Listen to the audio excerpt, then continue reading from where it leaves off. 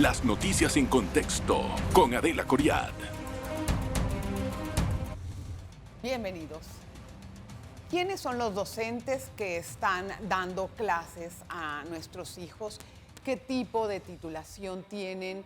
¿Y cómo es que viven estas personas?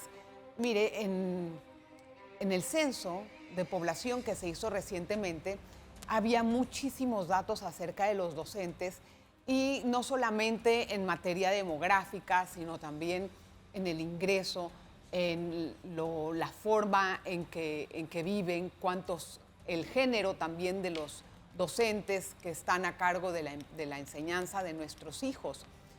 Hoy vamos a conversar con Mariana León, que ella es investigadora del Centro de Investigación Educativa de Panamá, CIEDU, que hicieron totalmente un análisis de todos los datos que salieron del censo. Imagínese usted la muestra, son más de 57,000 docentes, para entender quiénes son estas personas y qué nos puede faltar, qué puede ayudarnos a mejorar. La recibo. Gracias, Mariana, por estar con nosotros en Contexto. Bienvenida. Gracias. Bueno, si pudiera hacer tal vez un balance de la condición de los docentes en Panamá, ¿qué es lo que le quedó más, que le llamó más la atención? Ahora pasamos a hacer un desglose. Claro. Si tuviera que describirlos en quizás una sola oración en base a todo lo que encontramos y solamente con información del censo, que es muy específica, diría que los docentes son personas profesionales, altamente tituladas, mayormente mujeres, Sí. de clase media sólida, pero con retos salariales y con muchas responsabilidades familiares complejas, adicional a los retos que enfrentan en sus trabajos, y definitivamente una población muy interesante que estudiar demográficamente. Es muy curioso porque realmente vamos a empezar con el grado académico de los docentes. Se hizo una pregunta en el censo, que cuál es tu título académico más alto, ¿no? Entonces, la mayor parte de ellos son licenciatura, ¿no? Sí. Entonces, ¿cómo está compuesto ese esquema? Sí. Es muy interesante. La docencia, el ser educador es una profesión y como tal requiere de una titulación académica de nivel universitario. Entonces, no nos debe sorprender cuando vemos que la gran mayoría de los docentes que actualmente están en ejercicio tienen una licenciatura. Licenciaturas que mayormente son una licenciatura en educación primaria, ya que la mayoría de los docentes enseñan desde primer grado hasta sexto grado, que sería educación primaria, pero también tenemos docentes que tienen un profesorado en media diversificada. Y cuando hablamos de un profesorado en media diversificada, estamos hablando de un docente que puede haber estudiado biología o matemáticas o inglés o computación. Y después de obtener esa licenciatura en esa área específica, se especializa como docente a través de ese profesorado. También tenemos docentes en educación preescolar que obtienen licenciaturas en educación preescolar y docentes que se especializan también en necesidades educativas especiales para atender a esos estudiantes en el aula. Sin embargo, también vemos que por lo menos el 15% de los docentes ya han obtenido una maestría, es decir, que han pasado de estudios de pregrado, que es lo que requiere la ley y requieren nuestros reglamentos de la profesión docente, de que un docente debe ser licenciado en su carrera, en lo que enseña. Pero vemos que muchos docentes sí optan por continuar sus estudios. Entonces podemos concluir de que los docentes son personas altamente tituladas, son personas a los que les gusta estudiar. Bueno, esa es una buena noticia. Lo que yo me pregunto es entonces, ¿por qué tenemos tantas dificultades en el aprendizaje? Claro, porque el censo y las estadísticas nos dicen una cosa, nos dicen algo muy frío, que es el porcentaje de las titulaciones entre esa población. Tenemos que mirar más profundamente qué sucede con esa educación que reciben los docentes. ¿Cómo aprenden los que enseñan, como mencionaste, a nuestros hijos? cuál es la calidad de esas carreras de formación docente. Ese también es un componente que nosotros estamos estudiando en Ahora, CIEDU. no por achacar a los docentes la culpa del aprendizaje, ¿no? Sino que me parece un factor relevante para entender qué está pasando en esa comunicación de los estudiantes con los docentes y qué sale a partir de esta titulación. Solamente 1% tienen doctorado de los docentes, 15% tienen maestrías y el resto, la mayoría, tienen ¿cómo se dice? Las licenciaturas. Cosa que habla muy bien de la preparación de ellos. Ahora vamos a pasar en la edad. Mire, en la edad es muy curioso porque, bueno, como es de esperarse, la mayoría tiene más de 50 años y solamente el 17% tiene menos de 35. ¿Qué nos dice esto? No solamente en cuanto al tiempo próximo para jubilarse de los docentes, sino en las destrezas informáticas. Sí. Tenemos una población docente que está envejeciendo y que envejece y opta por no jubilarse. Una de las recomendaciones cuando nosotros hablamos de cómo estos datos inciden en la política pública, qué podemos hacer con ellos, vemos que si tenemos una población que ya puede optar por jubilarse y no lo ha hecho aún, es porque hay un tema muy seguramente económico de por medio. Claro. Entonces, una de las recomendaciones que hacemos es explorar cómo podemos motivar o incentivar a que algunos docentes, especialmente los que quizás ya han superado la barrera de los 70 años, porque hay docentes que tienen más de 70 años todavía enseñando, incentivarlos a que ellos puedan tener una salida digna de la profesión y poder seguir cuidando de sus familias. Porque digna sabemos... de la profesión es con dinero. O sea, con una buena liquidación, con una buena jubilación. Sí, porque ellos que puedan todavía envejecer y seguirse cuidando a ellos mismos, pero también a veces hasta seguir atendiendo ciertas responsabilidades familiares que tienen. Sí, porque los docentes hasta cierto punto tienen una carga, especialmente las mujeres, ¿no? Las mujeres son las que están a cargo de muchas cosas, porque así lo muestra el estudio también, que gran parte de los docentes son de género femenino. ¿Es así? Sí. El 74% de los docentes, de la población docente, son mujeres y el resto son hombres. ¿Qué significa para ustedes eso?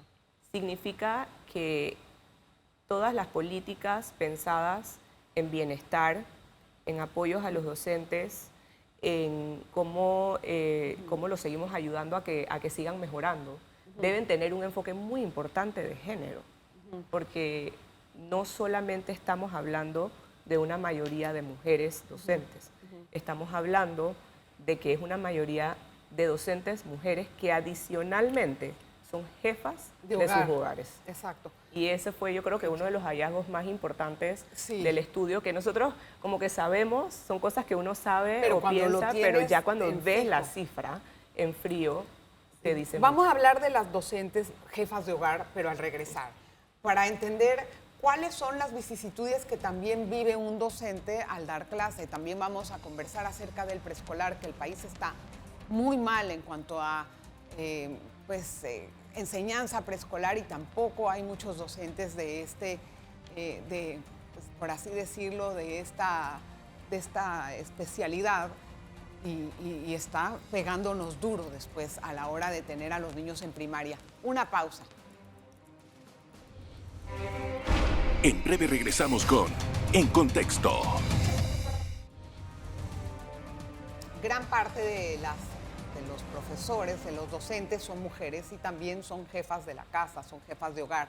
Son las encargadas de proveer el ingreso de la casa, de cuidar a los niños, de hacer todo lo que tiene que ver con la casa. Y eso, pues, puede ser también similar a muchas otras profesiones. ¿Qué cambia con los docentes? ¿Cuánto gana un docente? Un docente debería, si miramos el censo, porque el censo nos dice una historia quizás un poco más diferente, pero si nosotros miramos todos los reglamentos de la profesión docente, un docente titulado, con licenciatura, con todas sus credenciales, debería ganar unos $1.600 al mes. Pero ¿y cuál es lo que declararon que ganaban? Los docentes declaran que ganan menos. Entonces ahí ese es un aspecto que tenemos que profundizar en si hay un tema de la honestidad de la persona que reporta su ingreso en un censo, que se lo reporta a una persona. Tal vez no lo reportan quizás como es. bajan un poquito eso. O que quizás son personas que no están contratadas a tiempo completo, o que no tienen contratos permanentes, este tipo de cosas en donde sí hay un poco más de precariedad en la profesión. ¿Qué tienen los docentes? Por ejemplo, ¿cómo van a sus trabajos? ¿Tienen coche? ¿Van en transporte público? ¿Cómo se mueven? Una de las cosas que hace el censo es que te pregunta qué bienes materiales tienes.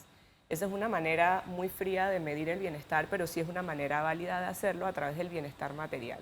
Entonces, el censo mide el acceso a unos 12 bienes diferentes: celular, televisión, acceso a internet, pudiese ser computadora, ¿qué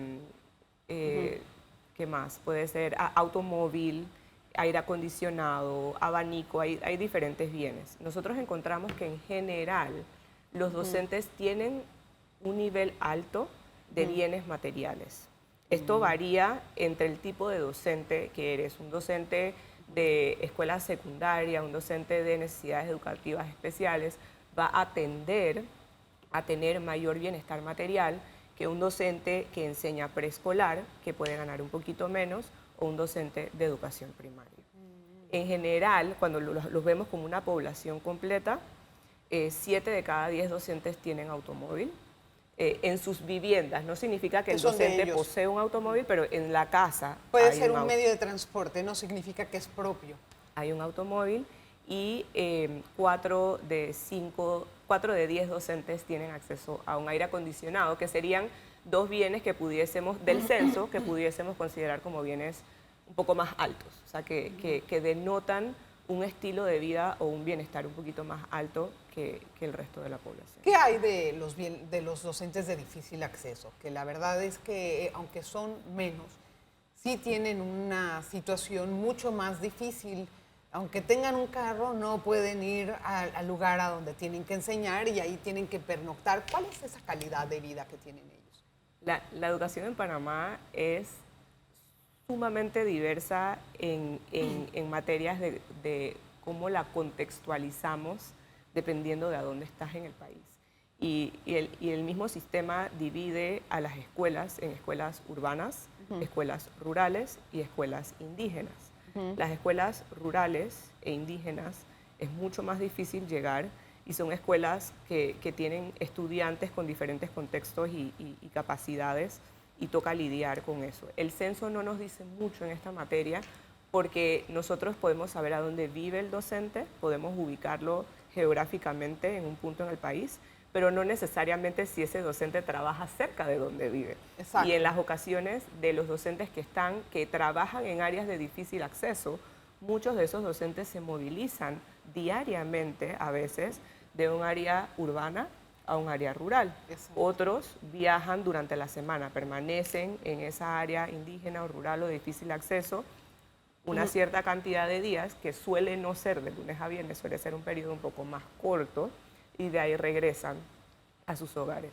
Eso es peligroso para el docente, que tiene que movilizarse frecuentemente y distancias largas, pero también afecta al estudiante, porque el estudiante a veces inclusive recibe menos horas de clase de lo que recibiría un estudiante en una escuela urbana. Digo, fuera de los ingresos o el estilo de vida, ¿hallaron otro tipo de diferencias en cuanto a los docentes que se encuentran en zonas rurales a zonas urbanas o en comarcas?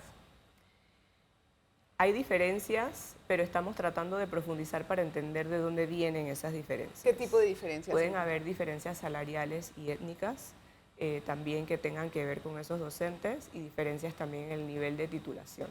Pero eso ya son cosas que tenemos que ver por región para entender bien el motivo de por qué surgen esas diferencias. Ahora, hablando de los jóvenes, ¿es atractivo para los jóvenes ser docente ahora? Pareciera que no, o sea, toda la evidencia que nosotros vemos da a indicar que no necesariamente lo es. hay muchas personas estudiando y formándose para ser docentes. Y nosotros sospechamos que esto tiene mucho que ver con motivaciones de estabilidad laboral y salariales, Sí. porque estas Hay una personas, ley, pues, que los protege. estos jóvenes ven, si yo me titulo y si yo logro entrar al sistema, que es un reto en estos momentos, yo puedo ganar $1.600 y tener ese salario estable. Y es muy difícil también salir del sistema, o sea, no es tan fácil que me voten o que me liquiden, porque si yo entro, pues ya Pero entro para entonces lo quedar. ven como una estabilidad laboral y no como una pasión. Es correcto. eso Eso puede ser lo que está ocurriendo. Nosotros en un estudio previo al que estamos haciendo ahorita, pero continuando esta misma línea de investigación de entender a los docentes, sí descubrimos de que los estudiantes que ingresan a las facultades de educación de nuestro país son estudiantes que obtienen los menores puntajes en las pruebas de ingreso a la universidad y son diferencias estadísticamente significativas. Entonces son estudiantes... y se admiten igual. Sí, entran a la carrera, las facultades lo saben, las facultades de educación saben que están recibiendo estudiantes que si los comparas con toda esa población de estudiantil que entró a la universidad, no fueron los estudiantes que mejor se desempeñaron en la prueba. Entonces, esas facultades tienen el reto de ver cómo nivelan los conocimientos de los estudiantes. No solamente cómo nivelan, sino cómo los preparan con mejor. Hay también otro tema importante que es la educación preescolar. Aquí no estoy entendiendo qué pasa y me gustaría ver si hablamos de eso al regreso para saber si es que hay menos preescolares porque no hay instalaciones o porque no hay docentes de preescolar. Sé que hay una precariedad en esa especialidad y es muy importante instalar más, más pre-kinders, más kinders, porque también es una educación esencial, aunque mucha gente no la tome en serio. Una pausa. En breve regresamos con En Contexto. Gracias por estar con nosotros. En este bloque vamos a tratar de analizar la situación preescolar, además de otras cosas. ¿Qué está pasando? No muchas escuelas ofrecen preescolar, pero no tienen que estar en la escuela. Pueden hacer instalaciones o infraestructuras separadas de la escuela también para poder ofrecer ese tipo de educación a los más pequeñitos. ¿Cuántos profesores o, docentes de preescolar tenemos? Y si hay realmente una precariedad en esa formación. Interesantemente, de toda la población de docentes, la población de estudiantes de preescolar representa únicamente el 6% de esa población. Significa que tenemos actualmente muy pocos docentes empleados y ocupados como docentes de preescolar. Eso no significa que no hay docentes de preescolar. Hay un exceso, hay una sobreoferta. Pero no hay instalaciones de docentes de preescolar, pero no hay oferta educativa por parte de colegios de preescolar. ¿Y por qué no? ¿Qué está pasando? O sea, ¿por qué no hay oferta educativa? Nosotros pensamos que tiene que ver con una falta de disposición por parte del sistema y del Estado de seguir abriendo estas oportunidades para que las familias panameñas accedan. Debe de ser como mandatorio, no entiendo cuál es la falta de disposición. ¿Qué pasa? Es algo que requiere bastantes recursos, ¿no? O sea, ponernos la meta como país de decir vamos a asegurarnos que cada niño o niña de 4 años en adelante tenga acceso a una educación de preescolar es una meta ambiciosa, pero creo que es una meta que nos debemos poner. No es una meta que nos hemos puesto aún. Hasta que no decidamos que vale la pena invertirle dinero como país a llegar a eso, eso no va a ocurrir. ¿Se tiene una cifra de cuántos recursos se necesitan o algún estimado? No estoy segura, pensaría que quizás el UNICEF ha hecho algunos estimados, porque la evidencia abrumantemente nos señala los efectos positivos que tiene en el desarrollo de un niño o niña no solamente en ese momento, sino en el resto de su vida cuando asiste al Es preescolar. que UNICEF precisamente fue el que hizo un análisis de la situación de la niñez respecto al censo. Ahora estoy recordándome que ellos estuvieron aquí también y nos estaban hablando precisamente del tema del preescolar y era una carencia notoria dentro del sistema. Ojalá que eso pueda cambiar porque es muy importante la educación preescolar, aunque muchas veces los padres piensen que es mejor entrar directo a primaria. Cambia mucho la forma en que el muchacho, que el niñito o la niña pueden aprender. Ahora, ¿qué destrezas informáticas tiene la población docente? Porque ahorita, con tantas cosas y como van a dar computadoras, etcétera, a mí me gustaría entender si van a ser bien aprovechadas. Sí, es sumamente interesante que esto se haya preguntado en el censo. Hubo preguntas sobre el uso de tecnología y de dispositivos tecnológicos en el censo, no solamente para las docentes, sino a toda la población se le hizo esta pregunta y nosotros extrajimos los datos de los docentes. Se nos preguntó a todos cuando nos censaron cuándo era la última, o si nosotros habíamos utilizado en los últimos 3 meses una computadora. Y también se nos preguntó si habíamos utilizado internet en los últimos 3 meses. Y encontramos de que hay un cierto porcentaje no despreciable, me parece que era un 30% de docentes que no habían utilizado en los últimos meses un dispositivo electrónico como una computadora. Ajo. Eso nos preocupa, especialmente en vista de posibles iniciativas futuras en donde los maestros puedan estar Futuras recibiendo. no, ya presentes. Ahorita eso es el mundo moderno. Sí. Que no hayan tenido acceso a una computadora o a internet es una situación que debe de mirar de cerca el Ministerio de Educación. Vale la pena aclarar, ¿cuántos docentes eran del ámbito público o privado en el censo? No hicimos la distinción porque queremos pensar de que es importante entender a toda la No, pero aquí está, población. 80% público y 20% particular. Eso estaba en la muestra. En la muestra, pero no hicimos la distinción de los docentes del ámbito público, cuántos utilizaron. Obviamente no, Sí. sino quería nada más ofrecer el dato, Sí. cómo estaba distribuida la muestra. Sí. Entonces, al no haber tenido acceso a esa tecnología, ¿en qué se traduce más adelante? Se traduce en una necesidad profunda y a la que hay que darle mucha relevancia de capacitación y perfeccionamiento continuo a los docentes en conocimiento tecnológico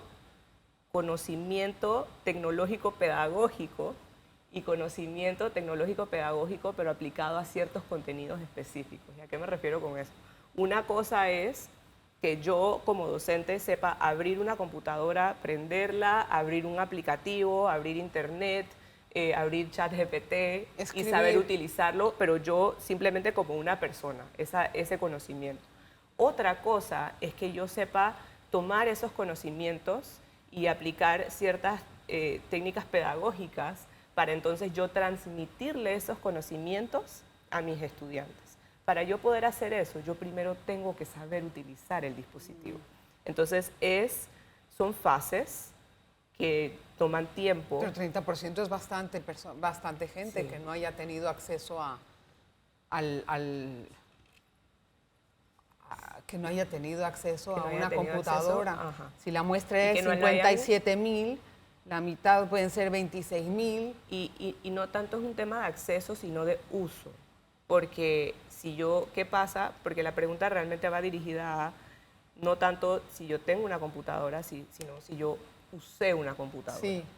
Entonces, ¿Y de quién es la computadora al final? Es decir, puede ser que estuviera en un centro escolar donde hay computadora, puede hacerlo ahí, pero en casa luego no hay. sí, Y no puede acabar de prepararse. A veces uno no puede quedarse en el centro escolar, quiere ir a la casa y ahí puedes terminar las cosas, especialmente porque todas las que trabajan en eso son mujeres. es correcto. Y Hay un tema de necesitan- acceso, pero también de uso. De que si tengo el acceso, también tengo que saber utilizarla. Wow.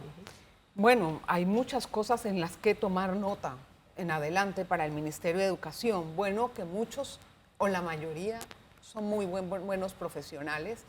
Otra cosa que hay que ver bien es que no entren a la carrera por la estabilidad laboral, sino por vocación. O sea, puede ser una mezcla de ambas, pero vaya, le tiene que gustar, porque eso es muy importante cuando estás dando una clase, que se vea que haya una vocación. Y otra cosa es que muchos en las comarcas indígenas toman la carrera de docentes porque es la única oferta educativa que hay en la comarca. Y ahí hay que poner mucha atención para las universidades que están en las comarcas dando algún tipo de licenciatura. No lo limiten, por favor, a docentes. Denles otras oportunidades, porque si no, todo el que quiere ser algo tiene que ser docente, tampoco así. Gracias, Mariana, por estar con nosotros. Muchas gracias. Bienvenida, de verdad. Y gracias a usted por la atención. Nos vemos la próxima. Las noticias en contexto con Adela Coriad.